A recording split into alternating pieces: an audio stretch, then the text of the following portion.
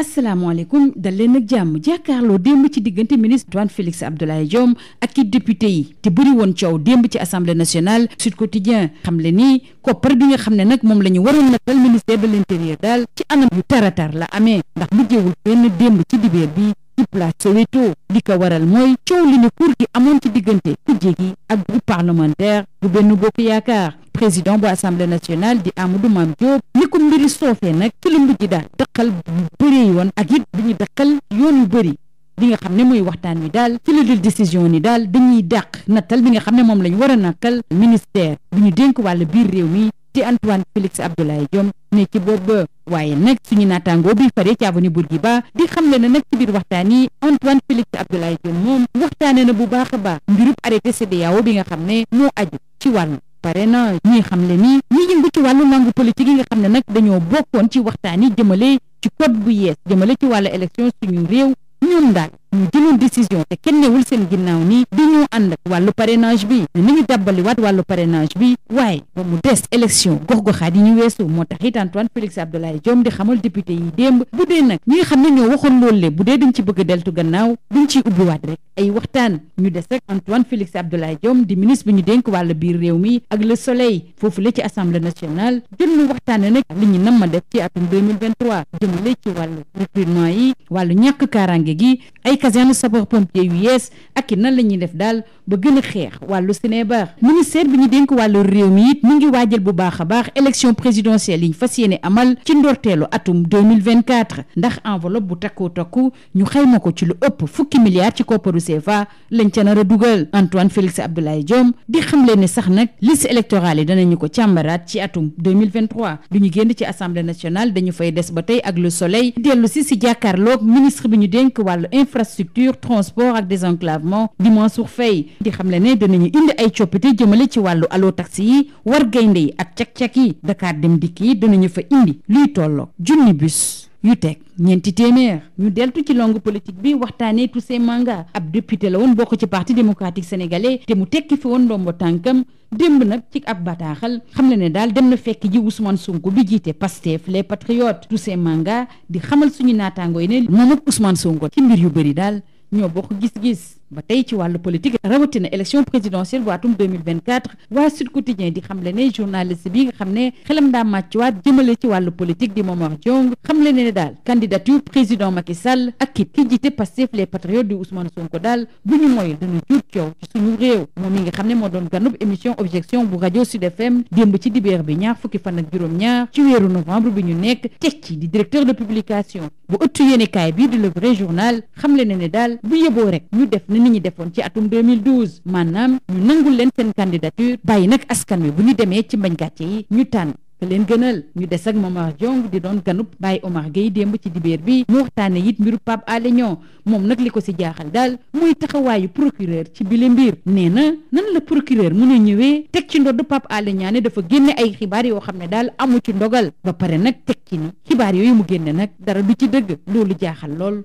Momar Diong ñeneen ñu jaaxle it mooy askan yu faree ci Kafountine ginnaaw faatu Fulbert Sambou fi mu toll nii mbir mi ëlëm na leen lool moo tax it maire commune bi di David Diatta ci seen jàkkaarloo taskatu xibaar yi gaawu gi Sud Quotidien di ñu xamal ne daal xam le ne fi mu toll nii lenn daal la ñuy xaar ci nguur gi mooy mu leeral génnub àdduna seen doom bi di Fulbert Sambou ñu jàll ci wàllu tàggat yaram rawatina suñu jàkkaarloo ëllëg ak jàmm bu ñetti waxtu jotee ak waa Équateur muy ñetteelu match ci biir poule bi mu bokk bu Sénégal lenn daal la fi sës mooy am ndam bu dee daal Kalidou Koulibaly ak yeneen Lions yi bëgg ñu dellu si mim réew li leen war sax nag mooy gagné bu ñu buggee sargal ak fàttali ko bu baax a baax Pape Bouba Diop bi nga xam ne wuyu ji na woon suñu borom ci ñaar fukki fan ak juróom-ñeent ci weeru novembre ci atum 2020 gaynde yi daal li leen xaar du yomb dara ci seen digg ak waa Équateur am ndam rek bu ila ranger seeni bagage jóge ci Qatar waa Sud Quotidien ñoom it ni mel la ñu gisee ne gaynde yi daal pexe amul am ndam rek moo fi sës di xamle ne nag Aliou Cissé fi mu toll nii daal ñetti mbir ñoo ne ci boppam balaa ñuy jàkkaarloog waa Équateur suñu naataango yi ñu xëyandool di ñu xamal ne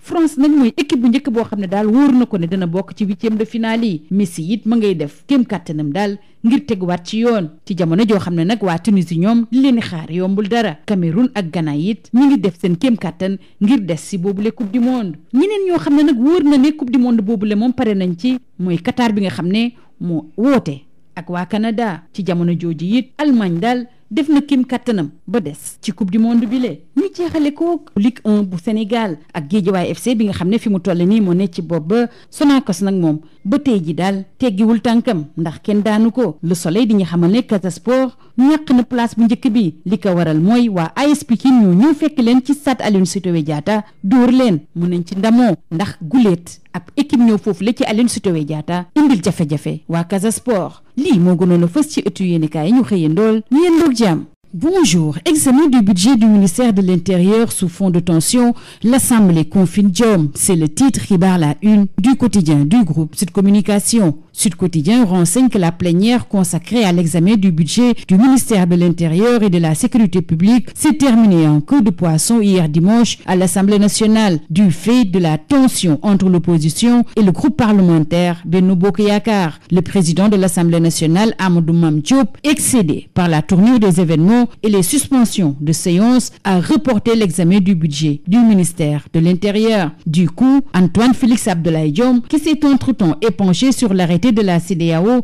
relatif au parrainage, doit passer ce jour, lundi. Revenons sur l'arrêté relatif au parrainage. D'après le ministre, si les acteurs politiques qui, lors des travaux d'élaboration du nouveau code électoral, avaient décidé souverainement de maintenir le système de parrainage, mais en excluant son application aux dernières élections territoriales, si ces acteurs donc décident de l'enlever, il est toujours possible d'engager des discussions. Restons avec le ministre de l'Intérieur, cette fois-ci avec Le Soleil, qui revient sur les grands chantiers de ce ministère pour 2023, entre autres recrutements, insécurité, les nouvelles casernes de sapeurs-pompiers et la lutte contre la drogue. Le ministère de l'Intérieur, d'après l'Astre de Anne, prépare déjà la prochaine présidentielle qui aura lieu dès le début de l'année 2024 avec une enveloppe de plus de 10 milliards de francs CFA en crédit de paiement qui est prévue pour prendre en charge ces joutes électorales. Antoine Félix Diome a annoncé dans le même sillage une révision exceptionnelle des listes électorales en 2023. Restons à l'Assemblée nationale pour nous intéresser cette fois-ci au budget du ministère des Infrastructures, des Transports et du Désenclavement arrêté à 925 milliards 78 millions de francs CFA. Le ministre Mansour Faye annonce la régulation des allotaxis, des Wargaïndé ainsi que des tchak-tchak. Et l'on court tout droit, selon le ministre,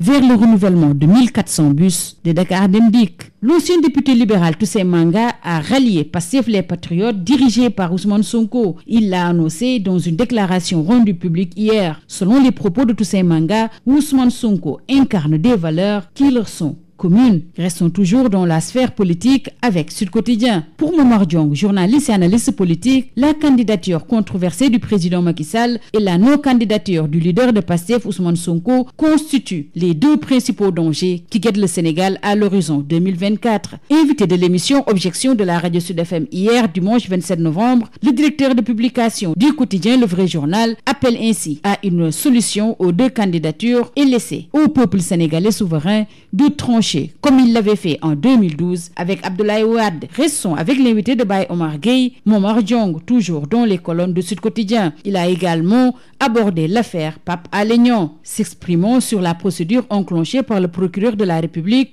le directeur de publication du Vrai Journal a par ailleurs déploré la démarche contradictoire du procureur de la République consistant à accuser Pape Alé Niang d'avoir divulgué des informations sans avoir l'aval de la hiérarchie et l'accusant en même temps d'avoir diffusé de fausses nouvelles. L'invité de Objection a tenu à rappeler que le nouveau code de la presse a été motivé par le souci de dépénalisation des délits de presse. Notre confrère de l'avenue Bourguiba s'intéresse à la mort de Fulbert Sambou. Indigné et sous le choc, les populations de Kafountine interpellent les autorités. Et c'est le maire de la commune, David Diatta, mobilisé avec ses populations, qui l'a fait savoir au cours d'une conférence de presse tenue avant-hier samedi dans la zone. D'après David Diatta, je cite, « Aujourd'hui, nous exigeons que l'État se prononce sur la situation. » Parlons sport à présent avec ce troisième match de poule décisif demain contre l'Équateur à 15h. Les Lions sont gonflés à bloc, d'après Le Soleil. Après s'être offert un sursis, les Lions jouent leur qualification pour le second tour contre la Tri. Tout autre résultat que la victoire éliminerait la bande à Kalidou Koulibaly. Il faudra gagner pour honorer la mémoire de Pape Bouba Diop, décédé le 29 novembre 2020. C'est tout simplement la veillée d'armes chez les Lions. les Lions sont tout simplement dos au mur. Aliou Cissé, le sélectionneur national, est face à 3 équations avant d'affronter l'Équateur. La presse du jour signale que la France est la première équipe qualifiée en 8e et que Messi est à la relance. La Tunisie se complique la tâche, le Cameroun et le Ghana pour se repêcher. Au même moment, le Qatar et le Canada du Bavarois Alphonso Davies sont déjà éliminés et l'Allemagne se sauve du piège de la Roja. Le Soleil s'intéresse à la 7e journée de la Ligue 1 Pro avec Guédiawaye qui devient nouveau leader et Sonacos toujours invaincu. Les Crabes éloigent Casa Sport de la place leader avec une différence de but favorable. Les Ziguinchorois ont en effet été tenus en échec par l'AS Pikine qui peut repartir avec le sourire en étant la première équipe qui repart du stade Aline Sitoé Diatta sans une défaite. C'est tout. À vos journaux et très bonne lecture.